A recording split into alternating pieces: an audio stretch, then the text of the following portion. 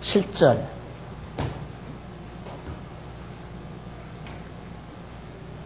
사람이 자기 형제 곧 이스라엘 자손 중 한 사람을 후려다가 그를 부리거나 판 것이 발견되거든 그 후린 자를 죽일지니 이같이 하여 너희 중에 악을 제할지니라. 지금 우리가 살피는 내용은 이웃사랑에 대한 윤례라고 그랬죠. 이웃사랑에 대한 윤례. 우리가 십계명 가운데 그 십계명 중 1계명서 4계명까지는 하나님의 직접적인 관계된 계명 내용이고 5계명에서 10계명까지는 인간에 관계된 것을 통한 하나님의 관계된 계명 내용이다 그랬는데 역시 그 이웃사랑이라고 하는 것은 인간과의 관계 내용이죠. 그렇지만 그 이웃사랑이 단순한 휴머니즘, 즉 인본주의에 입각한 그런 이웃사랑이라는 뜻이 아니고 이웃사랑 자체도 하나님 경외하는 그 근본, 종교적인 그리고 신적인 바탕 위에서 바로 그런 계명이 우리에게 주어진 것처럼 바로 이 형제를 후려다가 이웃사랑 하는데 이웃을 사랑해야 하기 때문에 형제를 후려다라는 말은 그것은 납치한다 또는 훔쳐간다 이런 뜻이 있습니다. 훔쳐다가 또는 납치에다가 요즘으로 말하면 이제 인신매매범이죠. 사람을 잡아다가 몰래 강제적으로 잡아다가 팔아넘기는 종으로 팔아넘기고 또 인신매매범들의 잔악한 행위 이런 것들까지 비슷한 행위인데 그거 하지 말라. 이유는 바로 하나님께서 섭리와 경륜 따라 지어놓으신 자일 뿐만 아니라 생육하고 번성해야 할 하나님의 택한 백성을 종으로 사용하거나 또 하나님의 사람을 그렇게 이익의 재료로 삼을 수가 없다는 거죠. 그래서 절대로 종으로 팔거나 또 이용하거나 하지 말라라는 뜻에서 그렇게 말하고 있는 겁니다. 그래서 이제 이걸 보면 이제 이러한 율례는 그 밑에 나오죠. 유다에 의해서 팔린 바 되신 예수 그리스도에 대한 예표로서의 모형과 그림자.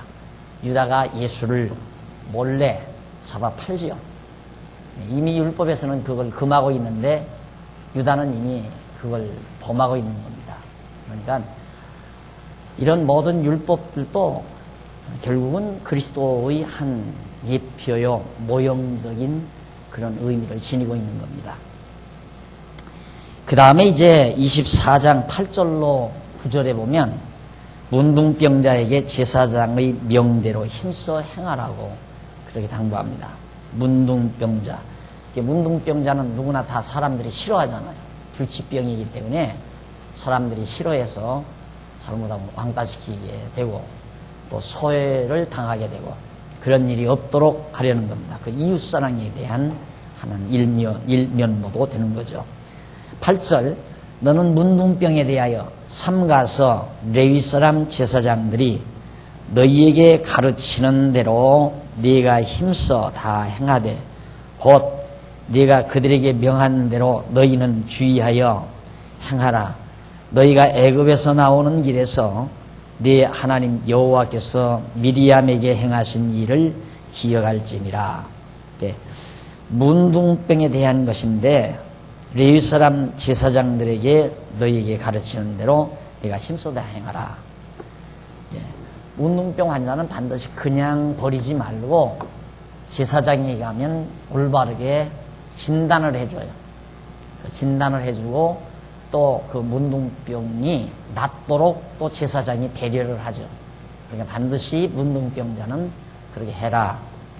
그것이 이제 바로 구약의 그 계명의 내용인데, 이 역시 이런 규례는 1197페이지 위에서 여섯째 줄 중간 조금 앞에 보면, 이 규례는 문둥병을 고쳐 깨끗이 하시는 참 제사장이신 예수 그리스도에 대한 예표로서의 모형과 그림자이다. 이 규례 역시 그리스도가 장차 완벽한 제사장으로서 이행하실 그러한 예표로서의 모형과 그림자다. 그러니까 문둥환자는 제사장에게 가면 낫는다. 일반적으로 지금은 문둥병이 불치병으로 되어 있잖아요. 근데 제사장에게 가면 그게 낫는 거예요. 그러니까 역시 예수가 그리스도이심을 계시하시는 하나의 표적 사건이죠. 누구나가 뭐 삼성병원에 가도 낫고, 그 다음 뭐 중앙병원에 가도 낫고, 병이 다 낫는 병 같으면 그런 병을 예수님이 고쳤다면 별것도 아니죠. 표적이 안 돼요. 그러나 어디 가도 고쳐질 수 없는 병, 불치병인데 제사장에게 가면 그게 낫는단 말입니다. 그건 장차 참 대제사장으로 오실 예수 그리스도께서 그리스도인 표적으로 문둥병을 고치실 것을 미리 이 율례가 우리에게 지금 예언적으로 말해주는 겁니다. 그러니까 예수님께서 오셔서 문둥 환자를 고치신 것은 문둥병자를 긍휼히 여겨서 문둥병자의 병을 고쳐서 잘 먹고 잘 살게 하려고 고친 것이 아니라, 문둥병을 고치신 근본 목적은 예수님 당신 자신이 구약에서 예언한 그리스도라는 사실을 확증해주는 하나의 표적을 보여주기 위한 거예요.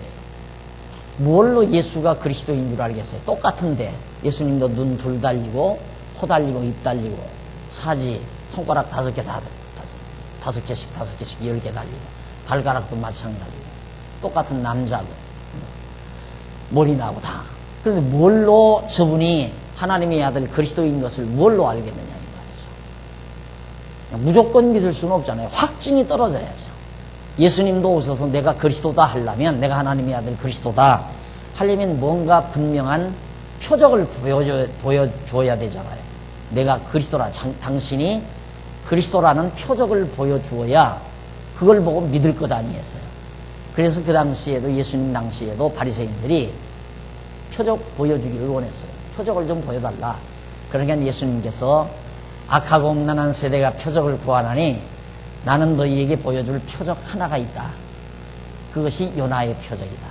그 요나의 표적이란 물속에 들어가서 죽었다가 3일 만에 다시 살아나는 표적 아니에요? 그 표적이 바로 예수의 부활의 표적이에요. 그러니까 예수가 그리스도이신 최고의 표적은 부활의 표적입니다. 그러니까 부활의 표적으로 완성된 거예요. 그럼 그 이전, 예수님이 부활하시기 이전에는 안전방위도 일으키고 소경의 눈도 띄게 하고 귀신을 내쫓기도 하고, 또 여기 말한 대로 문둥이를 깨끗하게도 하고, 그게 다 구약에서 예언된 것들이에요. 그게 뭐냐면 장차 참 제사장이신 예수가 오시면, 즉 그리스도가 오시면 그가 이렇게 귀신도 내쫓고 안전방위도 일으키고 소경의 눈을 띄우기도 하고 또 문둥이를 깨끗하게도 하고, 이걸 미리 구약에서 예언돼 있는데 예수님이 오셔서 그대로 그런 표적을 행하신 거예요. 그러니까 의심할 수가 없잖아요. 아, 정말 예수는 그리스도이시다 라는 표적을 우리가 보고서 믿게 되는데, 그걸 이제 많은 교사들이 그걸 모르고 자기도 능력으로 표적을 행한대요. 자기도 능력을 행해서 안전방위도 일으키고 소경의 눈도 띄우고 벙어리 말하게도 하고 문둥이 깨끗하게도 하고 그렇게 한다는 얘기예요. 그럼 그렇게 행하는 자는 그리스도예요. 그가 하나님의 아들 그리스도란 말입니다.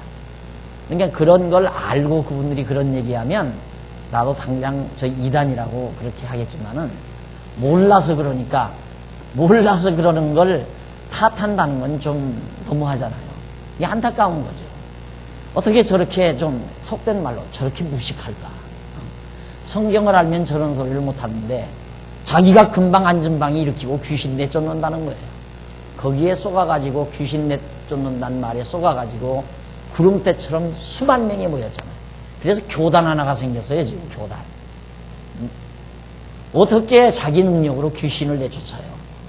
하나님의 능력으로 내쫓는데 예수님께서 귀신을 내쫓은 것은 당신이 그리스도라는 것을 증거하기 위한 표적으로 그 일을 행하는 거란 말입니다.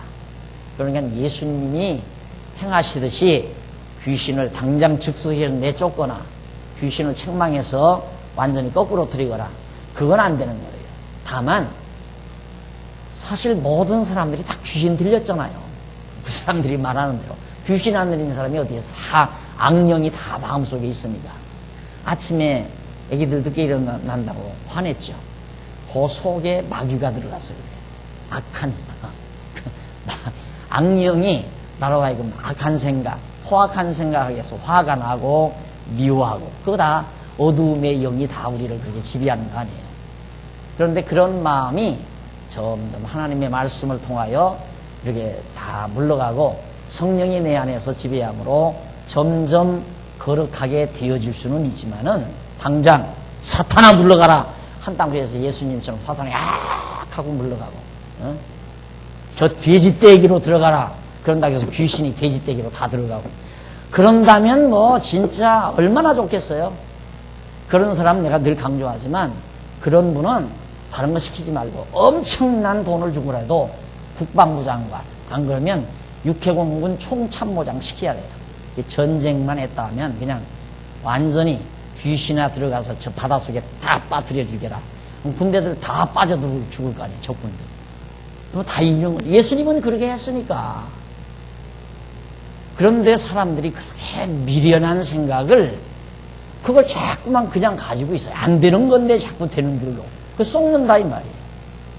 자꾸 된다 하면 사람이 말의 최면에 걸려요. 언어 최면에 걸린다 이 말입니다. 그래서 마치 될 것처럼 이렇게 우매하게 믿어지는 거란 말입니다. 그러니까 말 아닌 건 안 듣는 게 좋아요. 그 말은 성경이 아닌 것은 안 듣는 것이 좋다. 들으면 최면당하니까. 최면술에 걸리니까. 그래서 아무 소리나 듣는 게 아니에요. 예, 들으려면 이제 확고한 진리에 대한 확증이 떨어진 다음에야 그 다음에는 아무 소리 들어도 상관없죠. 어떤 소리를 들어도 저거 가짜다 진짜다 분별할 수 다 있는 거니까. 그러나 분별하기 이전에 자꾸만 이 얘기를 듣게 되면 최면에 걸려서 자기도 모르게 거기에 푹 빠져가지고 옳은지도 그른지도 분별할 수 있는 이성적 기능이 완전히 둔탁해져 버려요. 마비되어져 버린다 이 말이에요. 그래서 이제 우매해지고 어리석어지고 그 우매하고 어리석게 행동할 수밖에 없죠. 그러게 되면. 자, 그 다음 이제 넘어가서 24장 10절로 13절에 보면 구워줄 때 전진물을 해지기 전에 돌려주라고 그렇게 말하죠. 돈을 구워줄 때 전진물을 잡잖아요. 저당 잡는다 이 말입니다. 그러면 이제 옷을 저당 잡았다. 또 이불을 저당 잡았다. 뭐 맷돌을 저당 잡았다. 이럴 때 그걸 돌려주어야 밤에 얼어 죽지 않고 먹을 건 먹고 맷돌이 있어야 음식을 해서 먹을 수 있으니까. 그래서 이웃을 그렇게 긍휼히 여기라 그 말이죠. 무릇 내 이웃에게 구워줄 때에 네가 그 집에 들어가서 전진물을 취하지 말고 너는 밖에 섰고 내게 구우는 자가 전진물을 가지고 나와서 내게 줄 것이며 그가 가난한 자여든 너는 그의 전진물을 가지고 자지 말고 해질 때에 전진물을 반드시 그에게 돌릴 것이라. 그리하면 그가 그 옷을 입고 자며 너를 위하여 축복하리니 그 일이 네 하나님 여호와 앞에서 네 의로움이 되리라. 라는 얘기예요. 이러한 사실은 밑에서 두 번째 줄 중간에 보세요. 이러한 율례, 이 율례는 가난한 자에게 복음을 전파하시는 예수 그리스도에 대한 예표로서의 모형과 그림자로서 주어진 율례다. 얼마나 가난한 자를 아주 극진히 생각합니까? 가난한 자를. 그것은 구약에서 가난한 자 이렇게 도우라는 것은 이웃사랑에 관한 거지만은 그것이 더 나아가서는 예수님께서 그렇게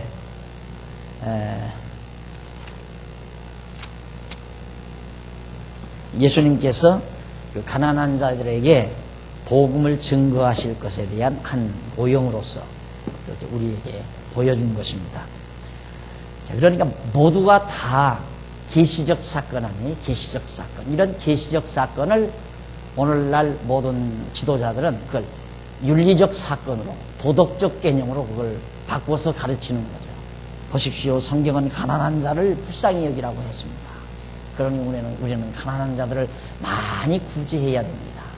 이런 얘기를, 이런 성경을 보고 그렇게 얘기하고 마는 거죠. 그러니까 우리는 그걸 계율로 받아들이고, 그렇게 하면 상당히 자기가 예수를 잘 믿는 것처럼, 내가 오늘 가난한 사람들을 정말 이렇게 도와줬다. 그러면 이것이 굉장히 선한 행위라서 나는 이 공로로 하나님께서 나를 축복해 줄 거라고 하는 그런 생각을 대부분 갖는단 말입니다. 성경은 그게 아니고, 이런 가난한 자들을, 전진물을 잡아서 가난한 자들로 억울하게 하지 말고, 가난한 자 편에서 늘 얘기하는 것은 예수님께서 가난한 자에게 복음을 증거하러 오실 것에 대한 하나의 예표적인 사건으로, 윤례로서 그렇게 주어진 것이다. 그래서 예수님이 이 땅에 오셔서 정말 그 당시에 가난한 자들, 권력자들에게 눌리고 억압당한 자들에게 복음이 증거됐지, 그 당시에 기득권자들, 바리새인이나 서기관이나 대제사장들이나 이런 자들에게는 복음이 증거되질 않았어요. 도리어 그 사람들에게는 알아듣지 못하게, 못 알아듣게 예수님께서 비유로 말하고, 그 사람들이 오면 못 알아듣게 비유로 말하고, 그 사람들이 다른 데로 가면 제자들에게 그 비유를 따로 풀어서 가르쳐 줘요. 그러면 제자들이 그렇게 쉬운 거 아까 그 사람들이랑 있을 때 그렇게 하시지 왜 안 했습니까? 그러니까 예수님께서 이 말씀을 듣는 것이 너희에게는 허락되었으나 그들에게는 허락되지 않았느니라. 그러니까 바리새인과 서기관과 제사장들, 이들에게는 복음을 깨닫도록 허락되지 않았다 이거예요. 그래서 예수님께서 못 알아듣게 어렵게 비유로 말한 것이다. 복음서에 나오잖아요. 그런 내용이. 그러니까 말씀을 듣는다는 것 자체가 얼마나 대단한 건지 모르죠. 그만큼 하나님께서는 바로 주님께서 오셔서, 예수님께서 메시아로 오셔서 이 땅에서 가난한 자에게 복음을 증거할 것을 그런 계명, 율례를 통해서 보여준 겁니다. 그 다음 이제 24장 넘어가서 98페이지, 1198페이지 24장 14절로 15절을 보면 곤궁하고 비난한 품꾼의 품삯을 당일에 주라고 말하죠. 품삯 당일에 주라. 가난한 자들이 그날 그 품을 팔아먹는데, 노동을 해서 먹는데, 오늘 품삯을 받아야 그 품삯 받아가지고 시장 들러서 동태 한 마리 사고 쌀 한 대박 사고 연탄 하나 사고 그거 들고 들어가서 이제 밥을 끓여서 자녀들하고 가족들하고 먹을 거 아니에요. 그날 안 주면 굶어 죽는다 그 말이에요. 그러니까 철저히 예수님께서는 하나님께서 이 가난한 자들을 버려두지 말라고 그렇게 말합니다. 왜냐하면 두렵건대 그가 너를 여호와께 호소하면 죄가 내게로 돌아갈까 한다. 가난한 자들이 굶주리는 가운데서 여호와께 호소하면 바로 죄가 내게로 돌아간다. 그 말이에요. 결국 정말 하나님께서 우리에게 일용할 양식을 보장해 주신 것은 그 일용할 양식이 육신의 양식이 아니잖아요. 육신에 속한 양식이 아니라 신령한 양식인데 하늘로서 오신 참 양식 대신 하나님의 귀한 말씀이 굶주림이 없이 골고루 먹을 수 있도록 하나님께서 역사하신 것이다. 그러니까 이런 말씀이 오늘에 와서 우리 신약교회 시대에 정말 하나의 적용을 삼는다면은 솔직히 우리 성도들 가운데 말씀을 듣지 못하고 굶주리는, 영적으로 굶주리는 영혼들이 많이 있잖아요. 그들 굶주리지 않도록 노력하고 힘쓰고 그렇게 애쓰는 것이 바로 교회가 하는 일이죠. 왜 교회가 성도들이 모여서 열심으로 이렇게 서로 힘을 모으고 뜻을 모으고 그렇게 해서 짐을 서로 나눠지면서 애쓰는 이유가 뭐예요? 아직 이제 영혼의 양식이 굶주려 있는 많은 영혼들에게 이 생명의 양식을 골고루 나누어 먹일 수 있는 그런 여건을 갖추기 위해서 그러는 거란 말입니다. 오늘 또 이렇게 모여서 여러분들이 지금 양식 우리 먹잖아요. 우리는 배불리 먹지만 배불리 먹지 못한 자들이 있잖아요. 그들을 생각하고 그들을 위해서 열심하도록 성령께서 우리를 주관하시고 섭리해 가시는 것이다. 그런 뜻이에요. 그래서 이 율례 역시 가난한 자에게 복음을 전파하시는 그리스도에 대한 하나의 예표죠. 그 다음에 24장 16절에 보면 각 사람은 자기 죄에 죽임을 당할 것이라고 당부합니다. 모든 사람은 자기 죄에 죽임을 당한다. 죄값은 사망이니까 아비는 그 자손을 인하여 자식들을 인하여 죽임을 당치 않을 것이요 자식들은 그 아비를 인하여 죽임을 당치 않을 것이라. 각 사람은 자기 죄에 죽임을 당할 것이니라 했어요. 자, 거기는 좀 한번 읽어보십시다. 본문은 모세가 이스라엘 자손에게 각 사람은 자기 죄에 의하여 자기만 죽임을 당한다는 율례를 명하는 내용입니다. 모세는 이스라엘 자손에게 아비나 자식들 사이에 있어서 누구나 자기 죄로 인하여 죽임을 당한다고 하였다. 이러한 율례는 이스라엘 자손을 이방 백성과 구별하여 거룩한 백성이 되게 하려는 것이다. 이방 백성은 아비의 죄로 인하여 그 아들까지 또는 아들의 죄로 인하여 아비까지 죽이는 무자비한 풍속이 있었을 것입니다. 우리나라 우리 동양 사회가 있잖아요. 아버지가 잘못했는데 그러니까 아버지가 잘못했는데 원수각교에서 그 아들을 갖다가 죽이잖아요. 또 아들이 잘못했으면 그 원수를 갖고 아버지를 죽이는 수도 있고 이런 포악한 행위로 인해서 결국에는 잘못하면 인종이 멸종되는 거죠. 잘못하게 되면. 그래서 보복이 반복이 되면 끝이 없잖아요. 그렇잖아요.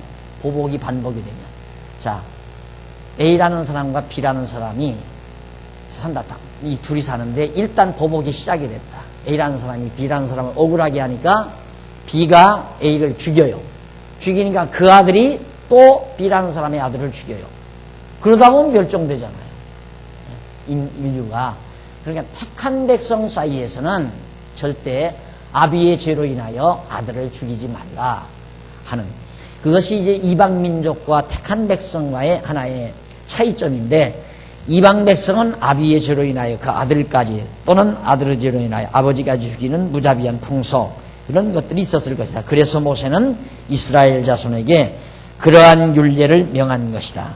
이렇게 이방 백성과 구별되게 살라고 하는 것은 이스라엘 자손이 생육하고 번성하게 하려는 것이다.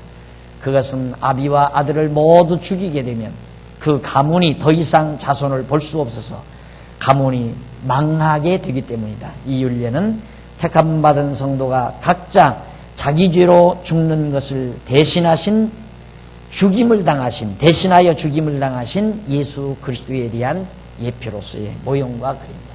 이제는 구약에서 아비의 죄로 아들을 죽이지 말라는 정도가 아니라 예수님은 반대로 내 죄를 대신해서 나를 살리기 위하여 죄인인 나를 살리기 위하여 대신해서 예수님께서 죽으시는 그런 놀라운 이웃사랑이죠.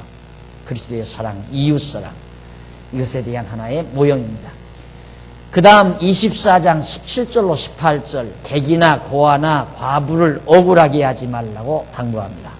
객, 나그네, 고아, 과부를 억울하게 하지 말라. 이런 것도 전부 윤리적인 관점, 도덕적 관점. 나그네가 얼마나 불쌍하냐. 살 곳도 없이 이리저리 떠돌아다니니까. 예미예비가 없는 고아가 얼마나 불쌍하냐. 그리고 과부가 또 얼마나 불쌍하냐. 저야. 그러니까 이들을 억울하게 하거나 정말 그들로 하여금 섭섭하게 하지 말라. 그런 뜻이죠. 쉽게 말하면. 한번 읽어보십시다. 너는 객이나 고아의 송사를 억울하게 말며 과부의 옷을 전집하지 말라. 자, 거기 이제 중요한 핵심이 나와요. 18절. 너는 애굽에서 종되었던 일과 네 하나님 여호와께서 너를 거기서 속량하신 것을 기억하라. 이러므로 내가 네게 이 일을 행하라 하였노라. 왜 객이나 고아나 과부를 억울하게 하지 말라고 왜 그랬는가?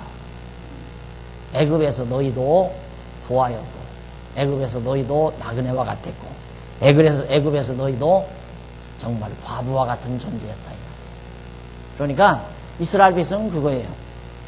고아나 나그네나 또 과부를 보면 우리도 과거에 애굽에서 저런 모습으로 살았는데 하나님을 멀리 떠났으니까 고아 같잖아요. 또 고향 땅, 약속의 땅을 떠났으니까 나그네죠. 남의 땅에 가서 사니까 나그네 아니에요. 그 다음 남편 되신 하나님을 멀리 떠났으니까 과부와 같은 존재. 애국 땅에 있을 때. 그걸 기억나게 하려는 거예요. 그걸 기억나게. 그럼 그걸 왜 기억나게? 우리가 과거에 애국 땅에서 종들이었고 나그네였고 형편없는 존재들이었는데 여호와 하나님께서 애굽 땅 종되었던 집에서 우리를 인도하여 내셨다. 이걸 기억나게 하려고. 그게 기억이 나야 하나님 여호와 경외하는 것을 잊어버리지 않지 않겠어요. 따라서 오늘 우리도 하나님 경외하지 아니하고 죄의 종로로 타는 사람은 얼마나 많아요. 나그네와 같고 또 고아와 같고 과부와 같은 존재, 아버지도 없이 탕하로 살아가는 모든 불신자들, 죄의 종로로 타는 노예노로 타는 불쌍한 영혼들 얼마나 많아요. 그들을 볼 때마다 우리도 전에 저랬는데 하나님께서 우리를 죄와 사망의 국에서 건져내 주시고 하나님이 우리 아버지가 되어 주셨다고 하는 사실, 이거 잊어서는 안 되죠. 그래서 항상 하나님 여호와 경외하기를 기억하고 섬기고. 자, 그래서 거기 이제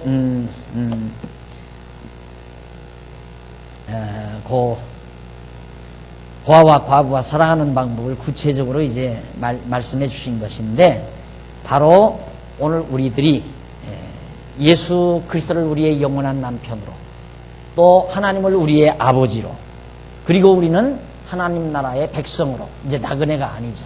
우리는.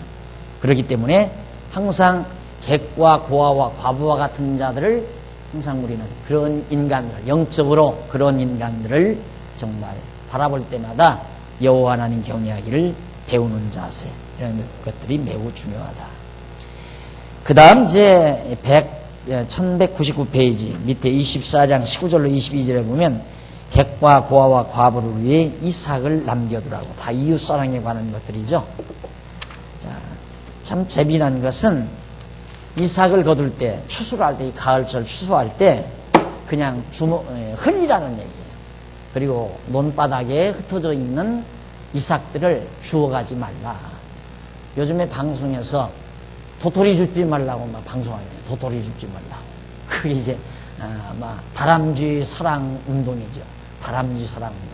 다람쥐가 다 굶어 죽는다. 도토리 줍지 말라. 그런 거나 비슷한 거예요. 형제들, 불쌍한 고아와 나그네와 과부들이 굶어 죽으니까 그냥 논에 흘려진, 밭에 흘려진 이삭들 남겨두라.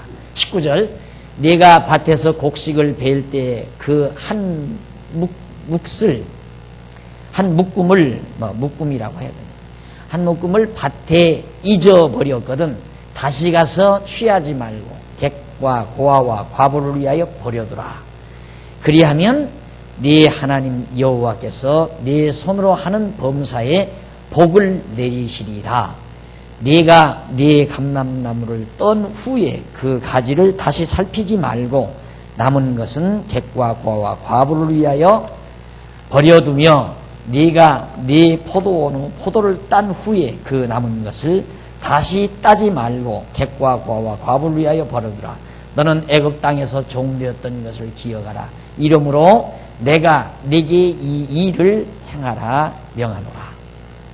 자, 이 말씀에서 한 가지 정정해야 될 부분이 있습니다. 번역상 아까 읽은 말씀대로 19절에 네가 밭에서 곡식을 벨 때 그 한 몫을 밭에 잊어버렸거든 다시 가서 취하지 말고 객과 고아와 과부를 위하여 버려두라. 그렇게 이삭을 또 잃어버린 것을 그냥 밭에 버려두라. 그렇게 하면 네 하나님 여호와께서 네 손으로 하는 범사에 복을 내리시리라. 그렇게 하면 복 내리고 그렇게 안 하면 복을 안 주겠다. 이제 이런 말로 우리말 성경이 번역이 됐어요. 이 번역이 잘못됐다는 얘기입니다. 한번 보십시다. 1200페이지. 거기 성경 구절 말고 본문은 모세가 계속하여 이스라엘 자손에게 객과 고아와 과부를 사랑하는 구체적인 규례를 명하는 내용이다. 모세는 이스라엘 자손에게 객과 고아와 과부를 위하여 곡식이나 열매를 거둘 때 남겨서 버려두라고 명하였다. 그 이유는 하나님 여호와께서 내 손으로 하는 범사에 복을 내리시기 때문이다. 19절. 그러니까 그 이유예요. 그렇게 버려두어야 하는 이유가 하나님이 복 주었기 때문에 그렇다 이 말이에요. 그래서 앞에서는 조건이죠. 이유가 아니라. 그러니까 그 이삭을 버려두어서 나그네와 고아와 같은 자들로 하여금 먹도록 해주어야 복을 준다는 말인데 그걸 조건으로. 여기는 이유예요. 이유. 왜 그러냐면 그리하면이라는 조건부 접속사로 표현된 말은 히브리 원문으로 역시 그 레만, 항상 기억해 두라고 그랬죠. 레만이라고 하는데 이는 동기나 혹은 목적으로서 사용되는 뭐뭐하기 위하여 또는 뭐뭐 때문에 이런 뜻이에요. 뭐뭐 때문에라는 그런 뜻으로 번역을 해야 됩니다. 그러니까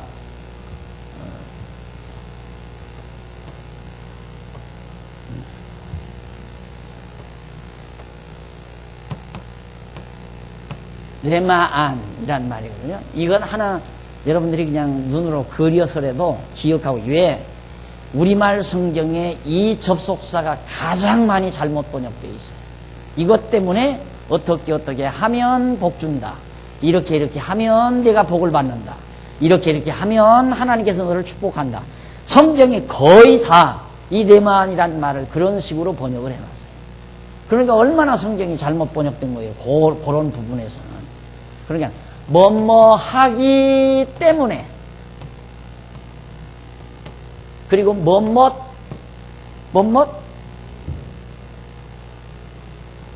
나도 헷갈린다. 1200페이지죠. 네, 뭐뭐 하기 위하여지. 이렇게 쓰는데 가만히 써야 돼요. 그렇게 써놓으니까 저 목사님 틀렸다 하고 지금 깨알같이 기분이 좋아가지고 가만히 계시는. 틀렸으면 그때 위하여라고 큰 소리를 좀 일러주면 안 돼요? 때문에, 뭐뭐 때문에, 뭐뭐 하기 위하여, 뭐뭐 때문에. 이 신명기에 특히 후반부에 가면 참 많아요, 이런 부분이. 그러니까 이건 꼭 레마안 이렇게 있거든요. 레마안이라고. 레마안이에요, 우리말로. 레마안. 뭐뭐 하기 위하여, 뭐뭐 때문에. 그런데 지금 이 성경에서는 이걸 그러므로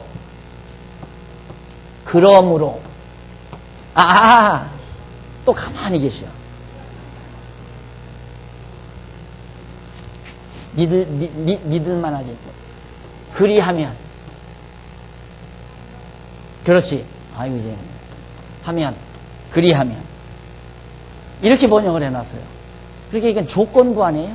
너희들이 이렇게 하면 하나님이 이렇게 해주겠다. 구약 성경을 거의 이런 식으로 번역을 해놓다 보니까 완전히 내용이 달라져 버린 거예요. 그래서 허다한 분들이 장로교 목사까지 감리교 교리처럼 돌아가 버리고 만 거예요.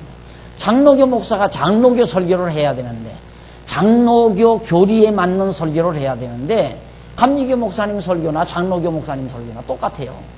왜? 이 접속사 하나 잘못 번역해가지고 그렇다니까. 성경 보면 봐라. 고아와 과부와 나그네를 잘 사랑하면 하나님이 복 준다고 하지 않았느냐. 우리가 이렇게 해야 하나님이 복을 주는 것이다. 이런 얘기거든요. 근데 그게 아니라 하나님께서 이렇게 너희에게 복을 주셨기 때문에, 가나안 땅에 들어가서 농사해서 잘 먹고 잘 살도록 열매가 많이 풍성하게 맺히도록 복을 주셨기 때문에 고아와 과부와 나그네들을 먹고 살도록 그 이삭을 그냥 버려두라, 그 말이에요.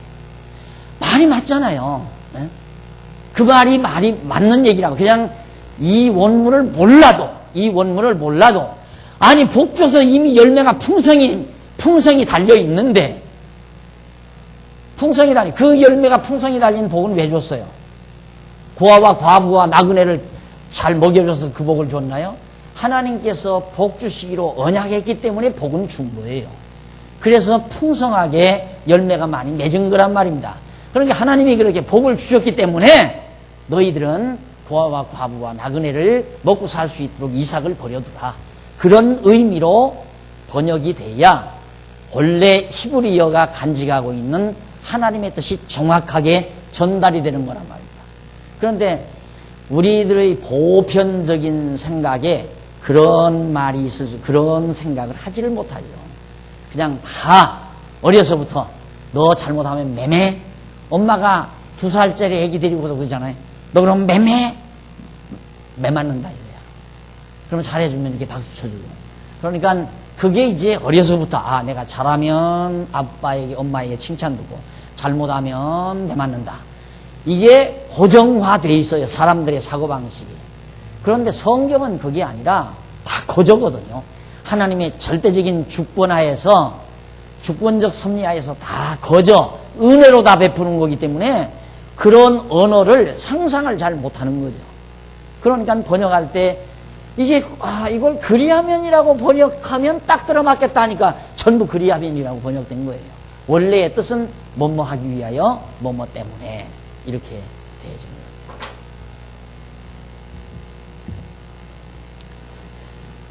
그래서 이제 그러면 한 번 이제 위에서 그렇게 정리해서 번역하고 한번 보십시다. 그리하면 뒤를 먼저 번역을 해 보십시오. 다시 넘어가서 99페이지 19절 중간에 그리하면 나오죠. 그 그리하면 뒤에 나오는 내 하나님 여호와께서 내 손으로 하는 범사에 복을 내리셨기 때문에 뭐뭐 했으므로 뭐뭐 때문에 그렇게 복을 내리셨기 때문에 네가 밭에서 곡식을 벨 때 제일 앞으로 이제 넘어가야죠. 초도로 네가 밭에서 곡식을 벨 때에 그 한 뭇을 밭에 잊어버렸거든 다시 가서 취하지 말고 객과 고아와 과부를 위하여 버려두라. 그렇게 번역이 되면 틀림이 없다 이 말입니다. 그리고는 계속해서 20절 네가 네 감람나무를 떤 후에 그 가지를 다시 살피지 말고 그 남은 것은 객과 고아와 과부를 위하여 버려두며 계속해서 접속사 나오고 계속해서 연결되잖아요. 내가 내 포도를 딴 후에 내 남은 것을 다시 따지 말고 객과 고아와 과부를 위하여 버려두라. 너는 왜 그렇게 버려두라고 하는가? 너는 애굽 땅에서 종되었던 것을 기억하라. 그러니까 그걸 버려두면서 우리가 애굽 땅에서 종로로 됐었다. 이러므로 내가 네게 이 일을 행하라 하노라. 애굽 땅에서 종로로 달 때 아무것도 그렇게 애굽에서 주는 것만 먹고 살았다. 그만큼 가난하게 살았다. 그러니까 가난한 나그네나 고아나 과부들 이들을 너희들이 기억하면서 애굽 시절을 생각하라 이 말이에요. 애굽 시절 생각하라는 말은 하나님 여호와 잊지 말고 기억하고 경외하라는 뜻이거든요. 그러니까 이것도 단순한 윤리적 차원이 아니라 계시적 차원이다. 성경은 윤리성과 도덕성을 가미해서 풀기 시작하면 전혀 안 풀려요. 어느 부분은 풀리는 것 같아요. 그러나 풀어가다가 보면 결국에는 벽에 부딪히고 말아요. 그래서 이제 성경을 여기서 조금 저기서 조금 가르치는 이유는 벽에 부딪히니까. 성경을 가르치다 보면 윤리적으로 도덕적으로 성경을 가르치다가 보면 더 이상 가르칠 수 없을 때가 나와요. 그럼 그건 못 가르치잖아요. 그러니까 거기는 안 가르치죠. 그러니까 거기를 안 가르치려면 여기서 조금 부분적으로 띄고 여기서 조금 부분적으로 떼야 되잖아요. 뭔만 도덕적인 것만. 보십시오. 고아와 과부와 나그네를 불쌍히 여긴 복준다고 하지 않았습니까? 그러니까 선한 일 많이 하십시오. 고아원도 좀 찾아가시고 이번 연말에는 정말 불쌍한 정말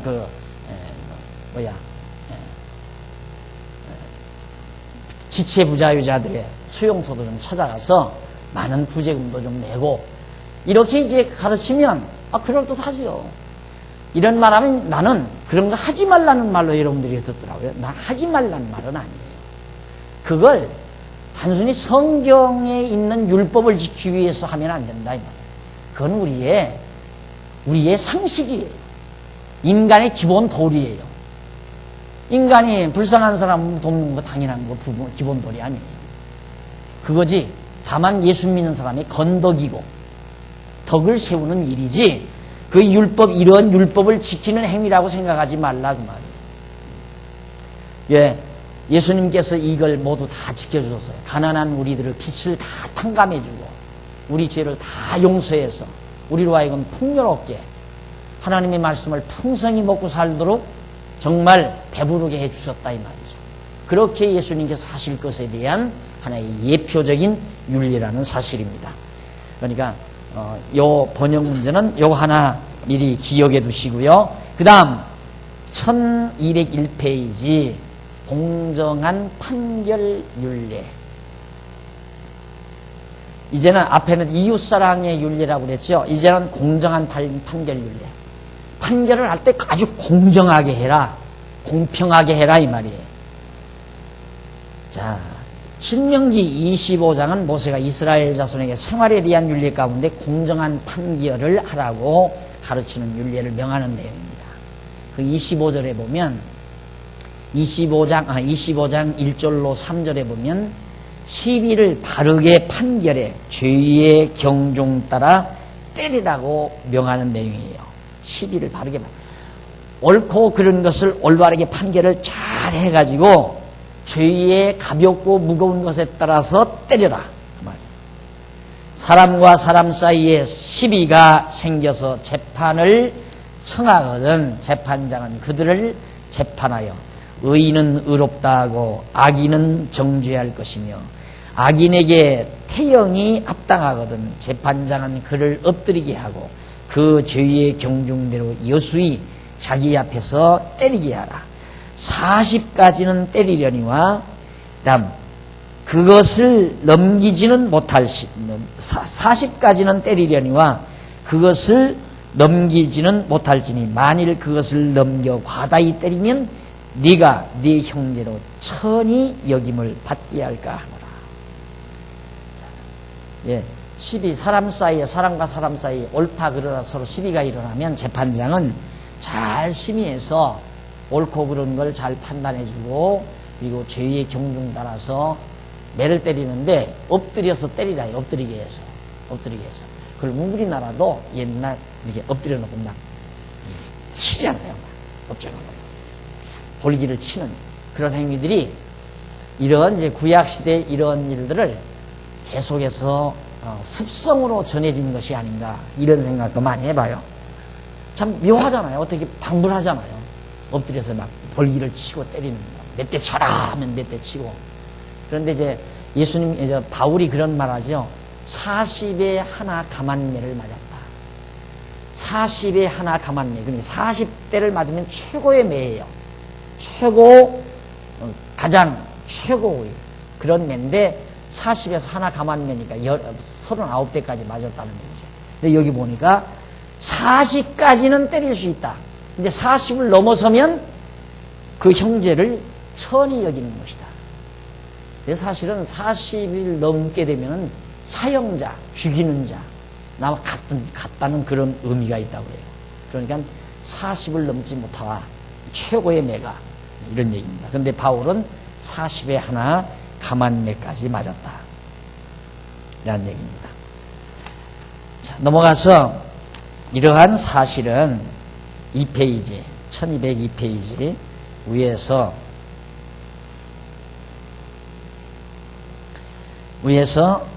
첫째 줄 중간 조금 못 믿어보면 따라서 악인을 태창으로 때리라는 율례는 택함을 받은 성도의 죄값을 대신 지시려고 찔리시고 상처를 받으실 예수 그리스도에 대한 예표로서의 모형과 그림자이다. 그래서 이사야 선지자는 그는 실로 우리의 질고를 지고 우리의 슬픔을 당하였거늘 우리는 생각하기를 그는 징벌을 받아서 하나님께 맞으며 고난을 당한다 하였노라. 그가 찔림은 우리의 허물을 인하며 그가 상함은 우리의 죄악을 인함이라. 그가 징계를 받음으로 우리가 평화를 누리고 그가 채찍에 맞음으로 우리가 나음을 입었도다. 이사야 53장 4절 5절에 나오는 말씀입니다. 자, 지금 오늘 공부한 내용도 그렇고 지금까지 공부한 내용을 이게 살펴보면 하나 딱 공통점 하나가 나오죠. 그게 뭐냐면 모든 내용이 다 오실 예수 그리스도에 대한 예표요 모형과 그림자는구나. 이게 하나도 빠지지 않잖아요. 전부가 다. 따라서 성경을 올바로 가르치려면 구약 어디를 읽고도 누구를 전해야 돼요? 예수 그리스도를 전해야 돼요. 왜? 그래야 하나님이 여호와이심을 깨달아 알게 되니까. 예수가 그리스도이심을 증거해요. 그러니까 구약이나 신약이나 모두가 다 예수가 그리스도이심을 증거하므로 하나님이 여호와이심을 깨달아 알게 하려는 계시 내용이란 말입니다. 이 구약 전부가 그리스도 증거 아니에요. 예수 그리스도 증거. 그래서 성경이 알고 보면 쉽다는 얘기예요. 그러니까 한 번만 잘 가르치면 성경은 다 알게 돼 있어요. 그런데 워낙 이제 여러분들이 세상과 더불어 생활을 하다 보면 자꾸 잊어버리게 되죠. 그래서 주일날 나와서 한 번씩 듣게 되면 또 기억나고 또 기억나고 생각나게 하는 것이 바로 우리들의 신앙생활입니다. 그래서 성도님들은 성경을 어렵다고 접근하지 말고 아주 쉽다고 생각하고 접근하십시오. 아주 쉬운 거예요. 어려운 게 아니에요. 그런데 이걸 아까도 말했지만 윤리적으로 도덕적으로 풀려면 한없이 어려워요. 한없이 어려워요. 내가 지난번에도 말씀드렸지만 다윗, 솔로몬, 그 다음 르호보암 이거 다 정말 윤리적으로 도덕적으로는 완전히 과락자예요. 낙제자들이란 말이에요. 전부가 다. 다윗도 그렇고 다윗은 더 심해요. 솔로몬은 죽인 일은 없잖아요. 다윗은 자기가 마음에 드는 여자를 취하기 위해서 그 남편을 죽였어요. 얼마나 최고의 악독한 인간입니까? 솔로몬은 너무 많은 여자를 거느렸고 르호보암도 저 아버지한테 배워가지고 또 그 짓을 했고 정말 윤리적으로 도덕적으로는 완전히 과락생이란 말이에요. 낙제생이란 말입니다. 그런데 다윗 얼마나 복받고 살았어요? 솔로몬은 얼마나 복을 받았어요? 르호보암도 전쟁에서 승리하고 다 이기고 이걸 어떻게 설명해요? 이걸 어떻게 윤리적으로 도덕적으로 설명하냐고요. 이게 설명하려면 여러분 복받고 살려면 다윗처럼 남편 죽이고 그 여자 데리고 사십시오. 살아도 됩니다. 솔로몬처럼 많은 여자 거느리고 살아서 솔로몬은 복받고 잘 살았습니다. 그렇게 가르쳐야 돼요? 그 윤리적이냐고. 그런데 그걸 이제 억지로 가르치려면 그래서는 안 됩니다. 그 다음 복받았다는 소리는 안 해야죠. 그래서는 안 됩니다. 솔로몬이 그렇게 많은 여자를 거느리고 살았는데 여러분은 그래서는 안 됩니다. 그래서는 안 됩니다 하고 그러면 저주를 받습니다 해야 하는데 솔로몬이 저주를 안 받았으니까 그 말은 못 가르치잖아요. 그러니까 그런 건 못 가르치는 거예요. 그러니까 그런 데는 피하기 위해서 여기서 조금 띄고 저기서 조금 띄고 설명하기 좋은 부분만 떼서 말하자니까 주일날마다 성경 본문이 왔다 갔다 횡설수설 진짜 횡설수설이죠. 횡설수설이란 이 말했다 저 말했다 이게 횡설수설이에요. 1년 동안 설교한 일반적으로 교회에서 설교한 내용을 다 종합해서 한마디로 말하자면 횡설수설. 횡설수설이라 이 말이에요. 안 그래요? 이유는 거기에 있는 거예요. 그래서 구약의 모든 내용도 오실 메시아, 구약, 신약, 구약은 오실 메시아, 신약은 오신 메시아. 너무 분명하잖아요. 얼마나 간단해요. 구약은 장차 오실 메시아를 증거하는 거. 어떻게? 예표로서의 모형과 그림자로 오실 메시아를 증거하고, 구약은 여기에서 예표적으로 모형적으로 예언한 언약대로 오신 메시아를 증거하는 게 신약이에요. 성경에서 예수 그리스도 증거해야 돼요. 어떤 사람은 그것도 모르니까 자꾸 내가 가끔가다 하나님 여호와, 구약 얘기하면 하나님 여호와 많이 얘기잖아요. 그러니까 박 목사는 복음이 없다. 복음이 없다는 말은 예수 그리스도를 증거하지 않는다는 거예요. 그런 엉터리 같은 말이 어디 있어요? 책을 보세요. 책을. 그냥 구절구절 예수 그리스도 증거하잖아요. 얼마나 더 증거하라는 얘기예요. 얼마나 더. 에? 그런 무식한 소리 하면 안 되죠. 너무 분명하잖아요. 오실 메시아, 오실 메시아. 그 다음 25장 4절 25장 4절에 보면 곡식을 떠는 소의 입에 망을 씌우지 말라고 명하는 내용입니다. 곡식 떠는 소의 입을 망을 씌우지 말라. 이 말을 모세는 소에게 곡식을 타작하는 일을 시키면서 그 소가 곡식을 먹지 못하도록 그 입에 망을 씌우지 말라고 하였다. 이는 일하는 소에게 먹이를 당연히 먹이도록 하는 것이 정당한 판결 윤례이기 때문이다. 이 윤례는 이스라엘 자손으로 하여금 지난날 애굽의 종이 되어 노동을 하고 먹고 살던 사실을 잊지 아니하고 기억하게 하려는 것이다. 자기들도 과거에 애굽에서 열심히 일을 하고 애굽 사람들이 밥을 주어야 먹었다 이 말이죠. 그러니까 소를 부리고 서로 밭도 갈고 논도 갈고 경작을 하고 나서 소를 열심히 일을 시키고는 입에다 망을 딱 씌워가지고 아무것도 못 먹게 아까우니까. 그래서 되겠느냐 이 말이죠. 열심히 일한 소에게 먹을 것을 줄 때 우리도 애굽 땅에서 죽도록 일하고 밥 얻어 먹고 살았다. 이것 잊어보지 말고 기억하라고 말이에요. 그래서 이제 그래가지고 바로 이게 자꾸 넘어갔어.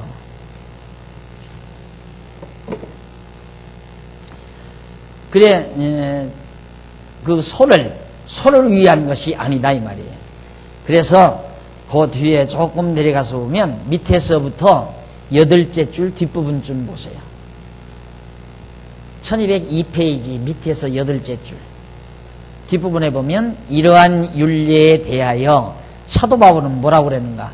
소들을 위한 것이 아니라 이러한 율례 일하는 소에게 망을 씌우지 말라 이 말은 소를 위한 것이 아니다 이 말이에요. 그럼 뭐냐? 위한 것이 아니라 우리를 위하여 기록한 것이니 밭 가는 자는 소망을 가지고 갈며 곡식 떠는 자는 함께 얻을 소망을 가지고 떠는 것이라.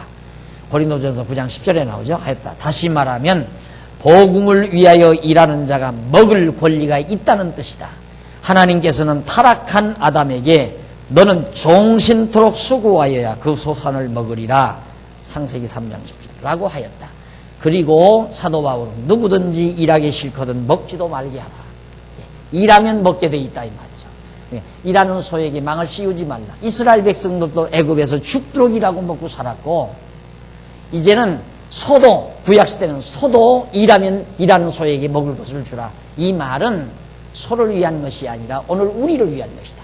복음을 위하여 열심히 일하는 자가 먹을 권한이 있다는 사실을 바울이 해석을 해줬잖아요.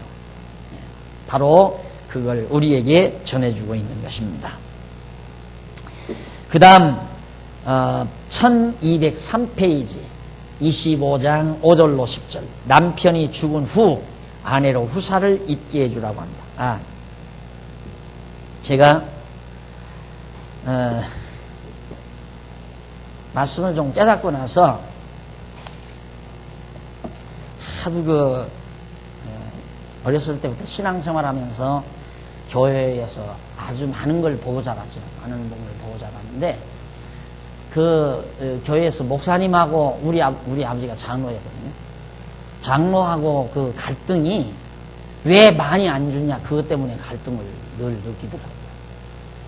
그래가지고 늘 싸움을 하고 교회가 시끌짝하는 걸 내가 누누이 보면서 자라왔어요. 그래서 목사도 싫었거니와 그런 목사 일이 싫었거니와 또 목사님들에게서 배운 것이 다 나를 괴롭히는 일들이 돼서 내가 너무너무 괴로워했던 한참 사춘기 때 너무 괴로워했던 것이 잘못 배워가지고 괴로웠던 거예요. 그러니까 완전히 성경 말씀 그대로 살으라는 얘기죠. 그대로 살으라. 그러니까 그대로 살기 위해서 성자가 되려고 살기 위해서 노력하다 보니까 안 되잖아요. 그러니까 얼마나 괴로웠겠어요. 그래서 목사님들도 자기들도 그렇게 못 살면서 날대로 살으라고 그랬구나. 그래서 목사님을 굉장히 미워했고요. 그래서 안 하려고 했어요. 그러다가 이제 성경을 깨닫고 나니까 성경은 가르쳐야 되겠더라고요. 이거로구나. 그래서 가르쳐야 되겠는데 목사가 되면 또 나도 먹고 사는 것 때문에 싸워야 하잖아요. 그래서 그래서 목사는 안 된다. 목사 안 되고 그냥 성경 가르치는 선생 해서 나는 그냥 다른 사업을 해서 먹고 살고 그 다음 어디 성경 야학당이나 이렇게 만들어서 성경 공부하고 싶은 사람 다 와라. 와서 오면 내가 다 가르쳐준다. 그래서 이 성경을 가르치려고 목사는 죽어도 안 되려고 그랬어요. 그래서 이 성경 가르치는 선생을 하고 그건 뭐냐면 이제 소위 사도 바울도 자비량했다. 그 말이에요. 사도 바울도 자비량했다. 자기가 먹을 걸 장막 짚는 일을 해서 돈을 써가면서 이렇게 했다. 그러다가 가만히 생각하니까 목사가 안 되니까 공부를 안 와요. 니는 목사도 아니고 전도사도 아니고 아무것도 아닌 놈이 네가 성경을 알면 뭐를 알겠느냐. 이래서 안 배운다 이 말이에요. 점점 나이가 들어가면서 아하 전략상 목사는 되기는 돼야 되겠구나. 이 생각을 해서 전략상 목사는 되기는 돼야 되겠다. 그러면서 절대 교인들에게 눈을 안 끼치고 주면 받고 안 주면 안 받고 내가 한다. 주는 건 그저 감사함으로 주는 건 받지만 달라고는 죽어도 안 한다. 그러면서 이제 제가 이제 내 생활을 짭으로 이어가면서 이제 교회를 시작한 거죠. 그러다 보니까 어느 정도 교회가 크니까요. 어떤 현상이 일어나냐면 왜 목사가 교회를 안 하고 돈만 벌러 다니느냐 이런 얘기가 나오더라고요. 야, 참 괴롭더라고요. 그럼 돈을 안 벌게 하러 다니려면 나를 먹여 살려야 하잖아요. 이게 이제 한 15년 전, 13, 14년 전 얘기예요. 왜 자꾸만 돈 벌러만 다니느냐. 목사가 돈만 알고 맨날 돈이나 벌러 다니고 신방은 안 하고 돌아다니고. 그러니까 항상 교회가 시끄러워요. 참 괴로웠어요. 진짜. 돈을 안 벌자니 애들은 자꾸 커가는데 공부방 하나 해줄 수도 없고 그런다고 뭐 당장 뭐 돈을 떼돈 벌 수 있는 여건이 되는 것도 아니고 이런 일 저는 이제 앞으로 생각하면 돈을 벌어 자꾸 어떻게 준비를 해야 아이들도 가르치고 또 처자식도 거느리겠는데 교회에서는 하지 말라 하면서 돈은 안 줘요. 한심하더라고요. 그러다가 교회가 한번 발칵 뒤집어진 거예요. 뒤집어지고 나서 그때 한 6, 70명 되는 교인들이 정신을 쩍 차리시더니만 딱 그때 교회 재산도 하나도 없어요. 교회 총 재산이 2천만 원. 13년 전에 13년 전. 총 재산 다 법정 싸움 하다가 다 잊어버리고 다 뺏겨버리고 또 가져가 버리고 그리고는 이제 돈 2천만 원 딱 남았는데 성도들이 한 6, 70명이 모아 계시더니만 나는 간섭도 안 했어요. 당신들이 전부 마음을 모아서 그때 생활보장 딱 시켜주고 그리고 그때 아주 차 좋은 거 사줬어요. 소나타. 그때 처음으로 제가 승용차를 갖게 됐습니다. 그때로부터 진짜 전형적인 목사가 됐어요. 교회에서 사례금 모서 먹고 살고 성경 말씀 가르치는 일에만 전념하고 그러다 보니까 교회가 이렇게 성장을 했잖아요. 그래서 내가 이 말씀을 전하면서 복음을 전하는 자는 바로 복음을 전하는 것으로 인하여 먹을 권한이 있다. 먹고 살 권한이 있다. 그걸 구약이 이미 예언했고 사도 바울이 이미 그걸 말해줬어요. 근데 사도 바울도 초기 복음 전도자라 누가 도와주질 않는 거예요. 그러니까 달라고는 못하고 나가서 일하는 거죠. 그래서 돈 벌어다가 그렇게 하다가 이제 나중에는 뭐 오네시모와 같은 참 좋은 동역자가 있어서 돈 많은 그런 동역자가 있어가지고 바울의 모든 것 다 뒷바라지 했잖아요. 전부 다 바울의 선교비를 다 뒷바라지하고 마게도냐에 가서도 그 자주장사 여인이 장사해서 사도 바울이 그 마게도냐 일대 복음 전도할 때 그 전도비를 그 여자가 자주장사 여자가 다 거기 자기 집에 선교 기지 정해놓고 바울이 들락달락하면서 여비도 주고 가서 쓸 수 있는 경비도 되면서 그러면서 복음 전도하는 결과를 낳았죠. 그러니까 목사가 사례를 받는 건 그건 성경적인 거예요. 목사가 사례받는 것이 성경적이 아닌 게 아니에요. 일은 죽도록 했는데 목사가 못 먹고 산다면 그거 되겠어요? 안 되죠. 근데 개척도상에서는 성도들이 힘이 약하니까 그걸 못하는 거죠. 그래서 목사님들이 개척하기가 힘들잖아요. 그래서 나는 후배 목사님들한테서도 목사님들 이렇게 보면 참 고생하죠. 교회에서 제대로 사례도 못하는데 그래도 복음을 위해서 살려고 노력하는 거. 그런데 그런 분들이 그러죠. 벗어붙여. 안 주면 절대 입으로 달라고 하지 말라. 돈 달라고 하지 말라. 달라고 하는 사람 좋아하는 거 하나도 없는다. 우리 교회도 그렇죠. 내가 자꾸 돈 내라고 하면 좋아하겠어요? 돈 내라고 안 하니까 그래도 이만큼이라도 모이지. 여기 선거대학도 학생들 1인당 한 학기 10만 원씩 내. 그러면 여러분 기분 좋아요? 안 좋잖아요. 그러니까 내고 싶으면 내고, 내기 싫으면 말고. 왜? 내고 싶어서 내면 낸 돈 가지고 저 많든 적든 나 영국이라도 조금 주면 쓰고, 안 내면 내가 전략해서 안 쓰면 되는 거고. 그러니까 편안하잖아요. 근데 여러분들에게 돈 내라고 하면 나 싫어한다면 내라고 하면. 근데 아무리 목사님이라 하지만 교인들한테 나 생활비 더 주시오, 더 내시오. 그러면 좋아할 사람 누가 있어? 달라고 하는 사람, 좋아하는 사람 하나도 없어요. 친한 친구도 와서 친구 할 말이 있는데 뭐야? 혹시 돈 꺼달라는 거 아니야? 이 말부터 하잖아요. 돈 꺼달라고 할까봐. 돈 꺼달라고 하면 그 다음부터 정 떨어지잖아요. 달라고 하면 안 돼. 그래서 정말 사도 바울도 그런 문제 때문에 많이 고민도 하고 어려움도 많이 겪지만은 사도 바울은 아주 당당하게 살았습니다. 내가 돈이나 받아서 먹고 살기 위해서 일하는 게 아니다. 내가 아쉽고 가난해서 너희들에게 달라고 하는 것도 아니다. 너희들에게 폐를 끼치고자 하는 것도 아니다. 하면서 막 당돌하게 얘기하잖아요. 그런 데가 바울에게 있어요. 그래서 바로 그런 부분을 바로 구약에서 일하는 소에게 망씌우지 말라. 사실 억울한 감정을 갖게 하는 것은 아름다운 감정이 아니죠. 아름다운 감정. 그러니까 예를 들어서 생각해 보십시오. 지금은 안 그렇지만 과거에 교인이 한 40명까지 모였답니다. 근데 나를 안 먹여 살려요. 교인이 40명 되는데도. 그러니 내가 얼마나 속으로 많이 울었겠어요. 어떤 데는 눈물바람 많이 해고요.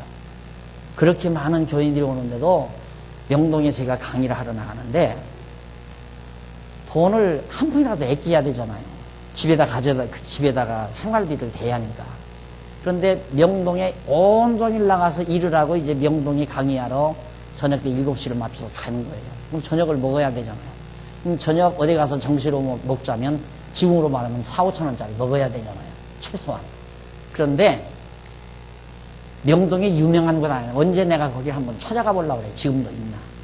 서서 요만한 한 평 남짓 되는 그 공간에다가 그 막국수죠. 그러니까 잔치국수. 그걸 이렇게 삶아가지고 고춧가루에다가 이렇게 말아서 내놓는 데가 있어요. 한 그릇이. 그것이 50원. 지금 예를 들어서 지금 보통 갈비탕이 4,000~5,000 원 간다면 그때 50원 정도. 아주 싸요. 그러니까 그걸 한 그릇 먹고서 강의를 하는 거예요. 그걸 먹고서. 그걸 가서. 몇 년 동안 그 일을 했어요. 근데 그때 한 사람도 내 호주머니에다가 돈 10,000원 한 장 넣어주는 사람 없었고, 교인들이 이렇게 많은데. 그러니까 제 마음이 얼마나 따지고 보면 그렇겠어요. 그걸 하나님이 받으신 거예요. 그 기도를. 내 그 마음속에 맺히는 그 감정을 하나님이 기도로 받으신 거란 말이에요. 예.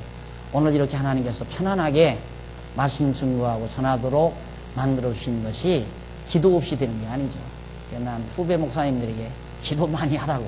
기도 많이 하라는 말은 공사판에 가서 일하는 게 기도예요. 하나님 목사 지금 공사판에 와서 벽돌 나눕니다 하면서. 목사님들 진짜 그래서. 여러분 아마 개간지도 보셨죠? 우유배달 했잖아요. 우유배달. 우유배달. 목사님들 우유배달. 그러더니만 그 기도 하나님이 받으셔서 요즘에는 조금 편안하게 목표를 하시더라고요. 네, 여러분들 복음을 깨닫고 진리를 깨달았으면 복음 전하는 자들 생각할 줄 아는 미덕이 참 아름다운 겁니다. 그건 여러분들의 생각에 달려있는 거예요. 하나님께서 여러분들의 마음을 감동해야 되겠지만은 어쨌든 복음 전하는 자들의 마음속에는 그런 아픔들이 있다는 것을 기억해. 이런 죽도록 했는데 입에다가 망을 씌워놓으면 어떻게 해요? 안 그래요? 땀 흘려서 애써 일을 했는데 입에다 망 딱 씌워서 못 먹게 하고 못 쓰게 한다면 그 답답한 일이 어디 있어요? 그러니까 목사님들이 그런 행패를 부리는 거예요. 딱 거머쥐고 마음대로 그냥 회계 장부 딱 어떤 데는 회계 장부까지 목사가 다 가지고 있다고요. 현찰 목사가 싹 가지고서 목사 마음대로 다 쓰고 주일날 그냥 보고만 해요. 그건 안 되죠. 그렇게 하는 거. 그건 잘못된 거죠. 자, 넘어가서 3페이지, 1203페이지 25장 5절로 10절. 남편이 죽은 후에 아내로 후사를 잇게 해주라고 명합니다. 자, 형제가 동거하거든. 형제가 동거하는데 그중 쉬었다 하십시다. 차 한 잔 드시고